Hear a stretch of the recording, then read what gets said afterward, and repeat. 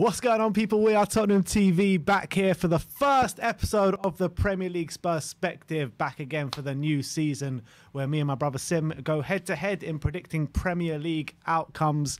We've got a different scoring system this year. We've got 5 points for a completely correct scoreline, only 1 point for a correct result, and the star man as well, which is 5 points for a goal and 3 points for an assist. But you've got to remember, you can only pick the same player once, and we'll get into that right at the end of the video. But let's start off with the first game of the Premier League, which was Crystal Palace against Arsenal, which finished 2-0 to Arsenal. You went 1-1, I went 2-2. We didn't have our Spurs blinkers on there, did we? Definitely not. Of course not. Completely objective. But you know what? With Palace would have put some of their chances away at 1-0. They could have definitely nicked something, you know? Yeah. I think Arsenal, you got to say, for the first 20 minutes, they looked electric. And I was watching, I was like, okay, wow. I was getting worried. And then Palace settled into the game. And all of a sudden, you're thinking, actually, Palace looking pretty good here. Edouard forced a good save out of Aaron Ramsdale. Eze had a one-on-one in the second half as well, which he really should have buried. And in the second half, Arsenal under the cosh. Yeah, and look, I thought that, like you say, I thought Arsenal were absolutely brilliant in that first 20 minutes. I thought Saliba looked really good. But if Eze or Edouard put away one of those chances, I think you're talking about a very different game, to be honest. And Palace should have got something out of it. And then obviously they wrapped it up with an own goal near the end of the game. But yeah, I think that was more of a sucker punch. Yeah, on the breakaway when Palace were pushing forward. I think Palace probably feel a bit unlucky. They didn't get something out of the game in the end. But Arsenal will probably feel that they deserved it just for the 20 minutes alone, I guess. Although they had an electric 20 minutes and Jesus was brilliant, it was only really the Martinelli chance which he put wide, which they created in terms of clear-cut opportunities. Yeah, but you got to say that for any team, going away to Palace and getting a result is a good result. You know what I mean? Of course. Palace is always a hard place. But also Palace, I think they caught Palace at a good time because they've had bad pre-season problems, haven't they? Definitely. And they've had they had half the team went away and half the team didn't go away for pre-season, and I think part of them are playing catch-up as well. So I think they probably caught them at a good time. One player who I thought looked really good was that Decore in the centre mid for Palace. Really impressed with him. So one to watch out for the season. All right, let's move on. And let's move on to the Saturday fixtures. The early game was Fulham against Liverpool at Craven Cottage. Finished 2-2 on the day. Sim went 4-1 to Liverpool. I went 2-0 to Liverpool. But Fulham really turned up first game of the season. Mitrovic getting 2 goals. Darwin Núñez as well, kicking off his Liverpool career. And obviously Mo Salah getting on the score sheet. I think Mo Salah has scored on the first day of the season every single year since joining Liverpool. But Liverpool were a bit lacklustre and Fulham played really well, didn't they? Well, the pitch was dry, so what do you expect? I love the little bit of shithousery from Fulham tweeting out them watering the pitch there. What a lovely pitch it is today. Absolutely brilliant. Yeah, I thought that's just excuses from Klopp. He also said the attitude wasn't completely spot on. Liverpool didn't look completely on it, even from the minute one. And I think the first half, I wouldn't say Fulham deservedly took the lead, but I think it was a very even game, and it wasn't a complete shock when Mitrovic headed home and to put the 1-0 up. Second half, Liverpool did step it up, and I thought Núñez did make a big difference, to be fair. And you got to say that finish for the first goal was brilliant. Really good back heel. Luis Diaz as well. He tried it like 5 minutes before then as well, that back heel, and the keeper was level to it, but then he tried it again. And on really slow-mo, nice it looked a bit weird though, because it looked like it hit the Fulham defender first and then went off his back heel, so maybe there was a bit of luck involved, but it was a very good finish. Luis Diaz as well hit the bar with a really good effort on his left peg, but then on exactly, nothing on Kulu. They got caught, and then they got caught on the counter. Mitrovic with a bit of dribbling ability, and Van Dijk, I have to say, looked a bit suspect in that moment. Obviously, we know how good he is, but he just looked a bit off the pace. And that, when you're getting dribbled past by Mitrovic, like that's not what Van Dijk shouldn't be. That shouldn't be happening to Virgil van Dijk. Yeah. You know what I mean? So that was a bit odd, and it was a penalty. Then obviously they did well to claw it back again to get it to 2-2, and then I think was it Henderson who hit the bar in the last minute, nearly grabbing the victory. But Fulham, really good opening day for them. They looked really, really promising, high energy performance, and Liverpool will be disappointed, but I don't think they'll be worried too much, but they'll be disappointed with the result. With Mitrovic, obviously, like, it's been a common theme from him where he goes to the Championship, scores a lot of goals, come to the Premier League and doesn't really do it. Do you think it could be different now? I mean, there is this narrative about Mitrovic does do it, but he does regularly get double figures in the Premier League. From first of all, I remember there was one year, didn't he get like 15 or 16 goals? Maybe. In the Premier League, but they went down. No one went for him. He stayed in for Fulham, and then he came back up, and then he got a few. I think got a bit less. He got like 10 goals.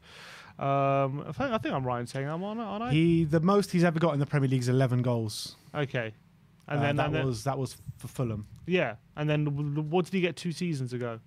2 seasons ago, 3. He only got 3 Premier League goals. Yeah. Okay, so he really struggled that year. Okay, 11's not too bad. Maybe it was 17 in all competitions. That 11 though was 18-19 season. Talking a while ago, a few years ago. I think he's a good striker.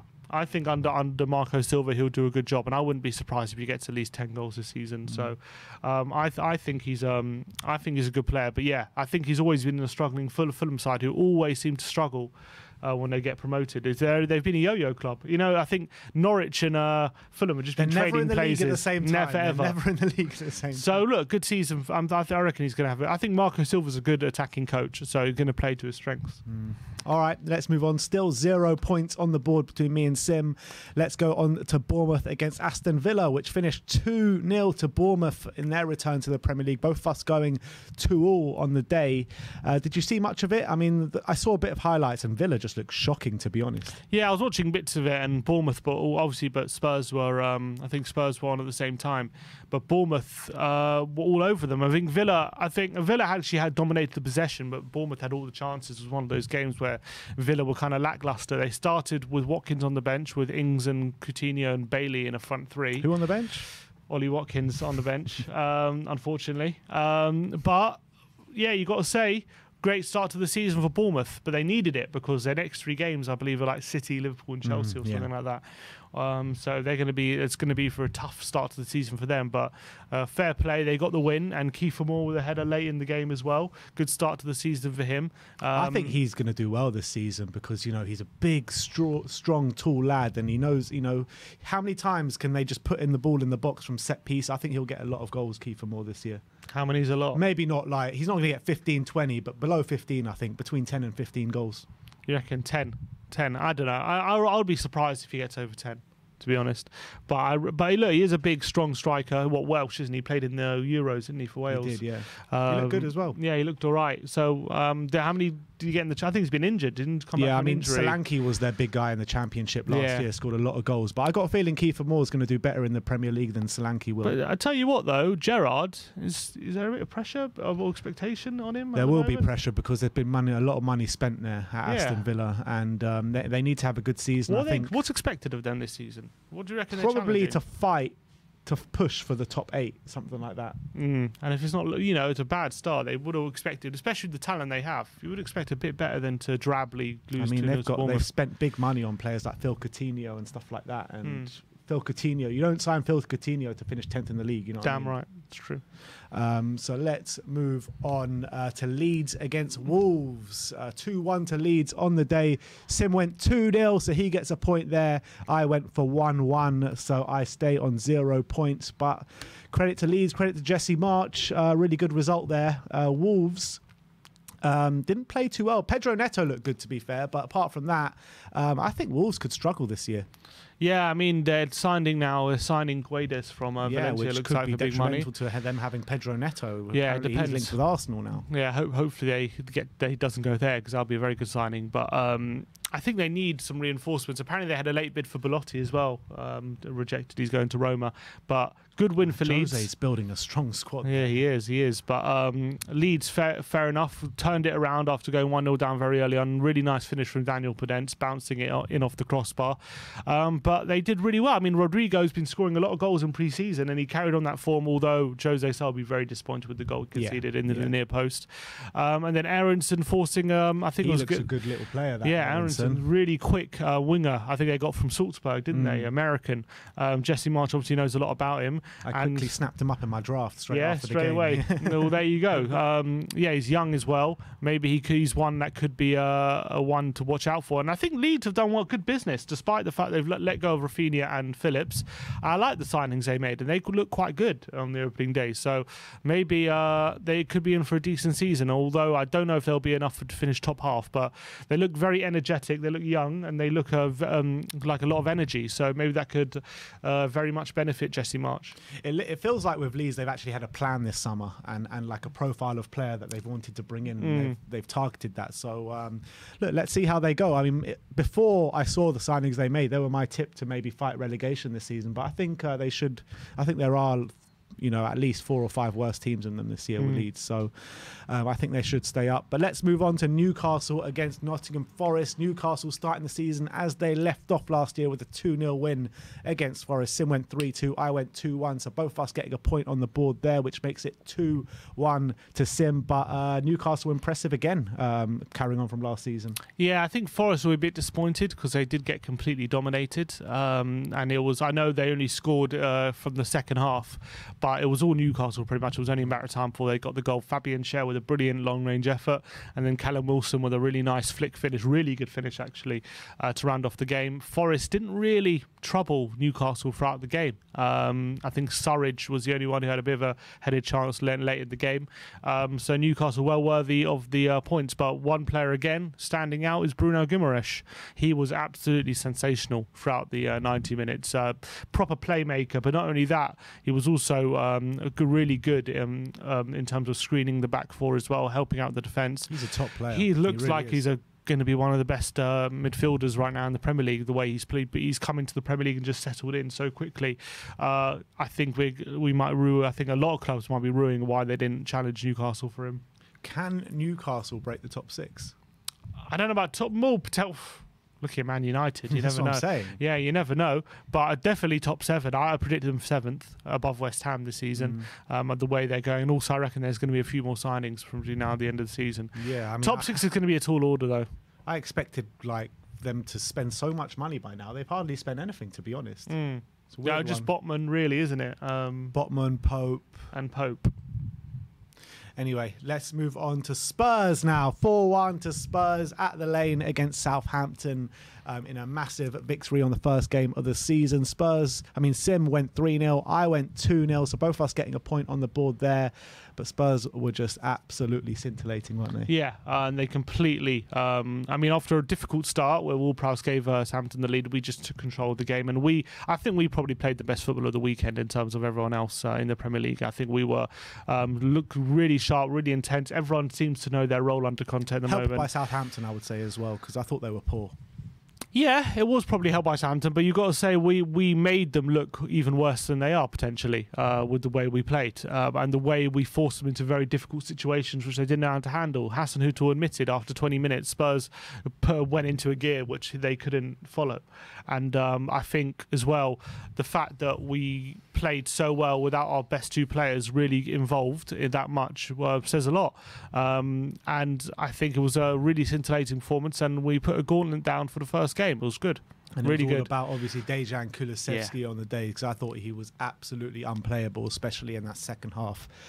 So as it stands, it is 3-2 to Sim. Let's move on to Everton against Chelsea. Finished 1-0 to Chelsea on the day from a Jorginho penalty. I went 1-1. Sim went 2-1 to Chelsea. So another point on the board for Sim. How did you assess this one? It went exactly what I said. I said that Chelsea won't be great, but Everton will be worse, and that's exactly what happened. I really didn't think Everton were awful. Everton were they had that one chance from Delhi. That was it. They pretty much tried to park the bus. And Chelsea were lacklustre, I felt. They had a couple of chances. I think Sterling had a chance, which was a really good block by Patterson, I think it was. But other than that, they also struggled to kind of create too many opportunities. And they were probably waiting for that game to end quickly, because I don't think they were particularly good throughout the game. But I would say they probably deserved the win just about, but it wasn't a great game by any stretch of the imagination. And also, the Godfrey injury was a really bad one early in the game. Terrible. See, his ankle his foot did a 360. But only that. But also, the referee's got to take responsibility for that, because that was well out of play. Pickford didn't even keep it in, and the referee didn't blow for I think it was a corner or a goal kick, whatever it was. It was well out of play. It was a big mistake, and obviously he was making up for it when he got that injury. So really unlucky there for Godfrey. But nothing scared me in terms of what I was seeing from Chelsea in that game. Confident for this Although weekend? Koulibaly looked good. Confident for this weekend then? To get something out of the game, yeah, I am confident. When you're looking at it, it's probably the most confident we've gone to Stamford Bridge ever in our lifetime. Which probably Chelsea badly. always have something over us. It doesn't matter how badly or well they're playing. They seem to pull a result out of the bag. You know, they finished 10th that one year, and they pulled their best performance in the season out in that season. So I think it's important for Spurs fans not to go there too confident, because we know what happens when that happens. Yeah, but also I think we shouldn't go there too confident, but we're confident in our own right, that the way we're playing and who we are. Exactly. This is Conte's Tottenham. Exactly. Let's move on. Let's talk about Leicester against Brentford, which finished 2-2 with Brentford coming back from 2-0 down on the day. Sim went 2-1. I went 2-1. Obviously, I think we were recording in the studio at the time. Didn't see much of it, but credit to Brentford for coming back from 2-0 down away from home. Yeah. You would have forgiven them for, not giving up, but kind of really struggling to get back in the game when you're 2-0 down and, there's no Eriksen there anymore. They're still waiting for the Damsgaard signing to come through. So, but they pulled out of the bag. Ivan Toney, and a really nice goal from De Silva late in the game, claimed a point for them, and Leicester will be kicking themselves. Although, despite the fact that they had Fofana, Maddison, and Tielemans all in the team, all rumoured to be leaving, and they all put in, the Tielemans especially put in a pretty decent performance, but that'll probably be a setback for them in terms of hope that convincing them that Leicester's the right place right now, losing the lead like that. But so they'll be annoyed by the fact that they've lost that lead, but. I guess they didn't lose, and Brentford, really good result coming back from 2-0 down. If these players do leave you, Kasper Schmeichel's left now. Vardy is not getting any younger. If Fofana and Maddison do leave this transfer window, do you fear for Leicester? If they don't replace them, then yeah, depends who they replace them with. But Fofana and Maddison are big players for them. Obviously, Fofana missed a lot of last season with an injury as well. And they suffered for it. They did suffer massively. And Sionchu doesn't seem as good as he was as well. He doesn't seem to be the same defender he was maybe a year ago. So I would fear for them, but I don't think at this point, I don't know whether they will leave right now. I think it's quite late in the window. But maybe if they got people lined up, they will leave. But Roger seems adamant they're going to stay. All right, next up, Manchester United against Brighton at Old Trafford, which finished 2-1 to Brighton. Sim went 2-0 to Man U. I went 3-1 to Man U. We got that one completely wrong. And Man U were just terrible, weren't they? Shocking. Absolutely shocking. And you're thinking, at the back end of last season, Brighton beat Man U, what was it, 4-0 at the MX? And you're thinking maybe Man U got a bit of revenge to take place, but that just wasn't the case, was it? And Ten Hag's first game was terrible for the Man United, and there was a big protest outside the stadium, wasn't it, against the Glazers, and things are just going from bad to worse for Man United. Yeah, and not only that, I thought their new signing Martinez was ran ragged by Danny Welbeck. He really, really struggled. He was really lucky as well not to give away a penalty in that second half. Should have been 3. In the first half, though, it was just a demonstration of how far behind Man United are right now. They were played off the park by Brighton. And this is a Brighton side who had just lost Cucurella, just lost Bissouma, weren't even playing like Maupay, who was on the bench, Lamptey was on the bench. So this was not the best Brighton side. And still, they completely ran them ragged. They completely dominated. They completely deserved to go 2-0 up. They were all over Man United. Man United struggled big time as well. They should have had McTominay sent off most likely as well for what was a horrible challenge on Caicedo. So Man United were a shambles. So, second half, Ronaldo came on, they rallied a bit, they got a very scrappy goal, and Rashford had a chance as well to make it 2-2 a couple of times. But I think they didn't deserve to get back on level terms at the end of the day.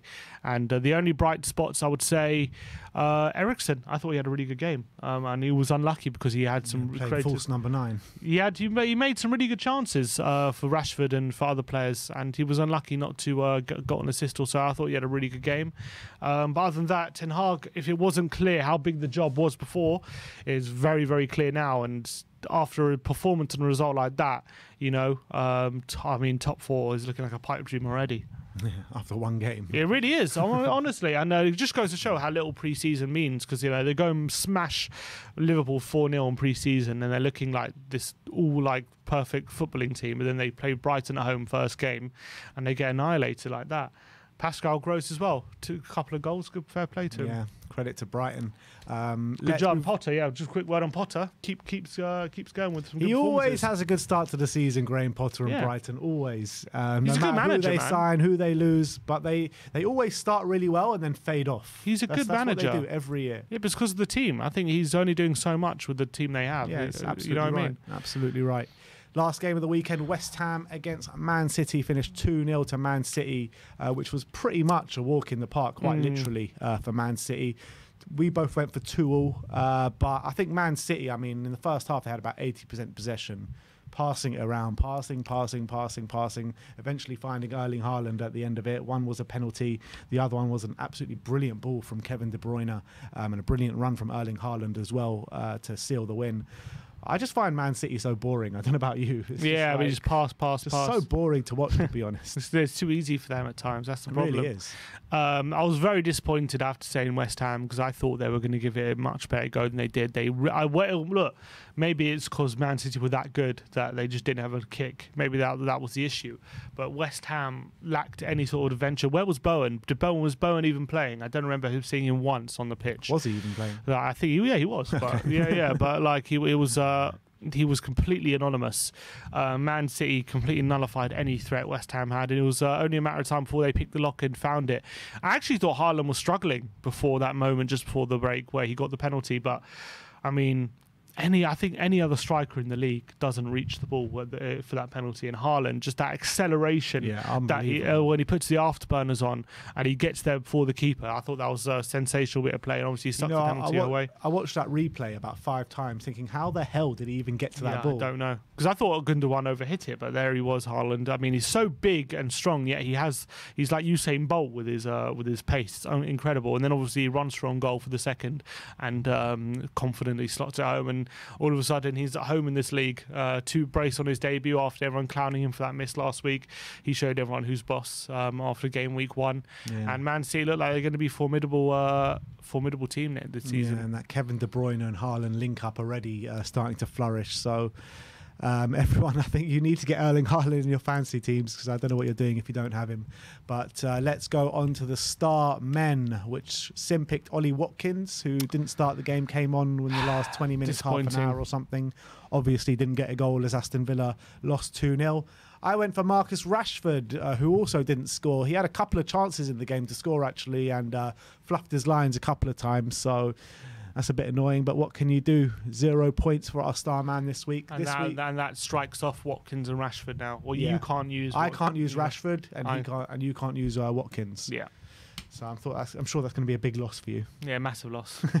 But that is this week's Premier League Spur-Spective. Check out next Thursday, as we will be predicting all the upcoming fixtures in next weekend's Premier League lineup. Thank you all for watching today. Like, subscribe and comment. And as always, come on you Spurs.